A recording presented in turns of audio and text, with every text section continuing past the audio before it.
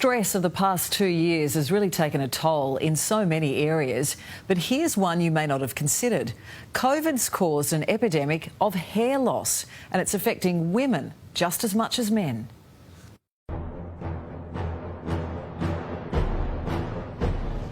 OK, doctor, give me the bad news. I'm sorry, Steve. You haven't got long.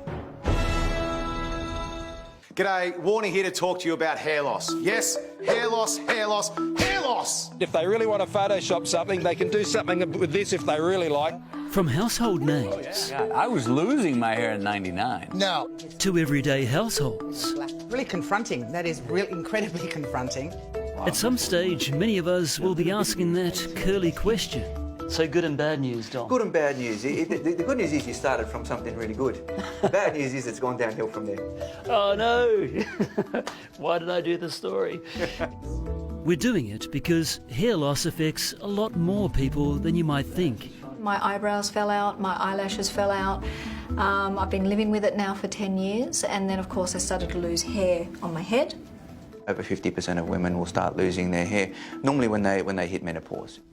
What are you willing to show us today? Whatever you need. Really? I'm willing to take this off. Really? Yep. That's Wow. good.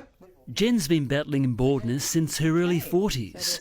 She's plucked up the courage to remove her wig and reveal all, to help raise awareness about a taboo subject among women. And unfortunately, that's me without.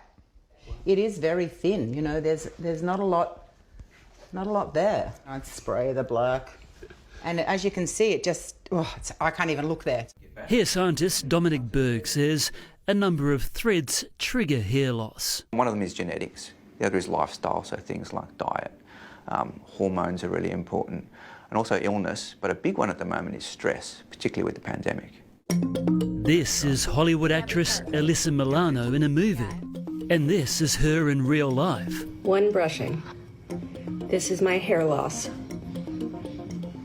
from COVID-19. Milano joins a long list of celebs who appear to have it all, except a heap of hair, from princes to pop princesses.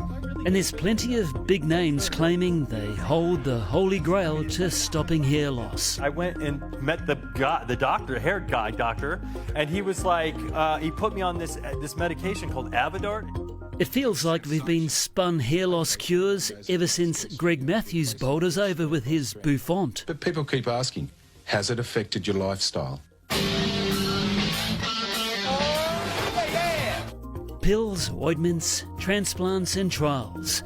The key to preventing baldness is blocking a hormone called DHT. You can go down the pharmaceutical path, or you can go a natural path with a herb called saw palmetto, which is a DHT blocker that you can find in a number of different supplements. Dr. Rodney Sinclair in Melbourne University made global headlines 2 years ago when 2 new alopecia drugs were found to be safe and effective. We're seeing patients day after day who come in and they've got more hair now than they had 5 years ago. Lots of companies use drugs to stop hair loss. Cellmid CEO Maria Halasz is marketing the natural approach. Well, Steve, there's no drugs here. No drugs in there? No drugs in there. This is all botanicals, and some of them are Australian and from other places as well. But actually, not only botanicals, but they're clinically validated. And for those who fear they've missed the cut, wig maker Sharon can help out. I've got women coming in tears and I fit something on them and show them something and they're just skipping out the door, flicking their hair, going, oh, I feel fantastic, I feel 10 years younger. We're now going from 60 to 80. Okay, so that's what it looks like. Jen's alopecia was so bad, she risked her long-term health to save as many strands as possible. I did know that I had to have this operation, but I actually put it off because I knew I would lose more hair. Now that's crazy. Now, with a few clips, you can see the change in Jen, not only on top, but also within. I just feel pretty. I feel like it's okay, you can go out and no one's going to stare at you, judge you, and I'm sure they never did. That's how I felt.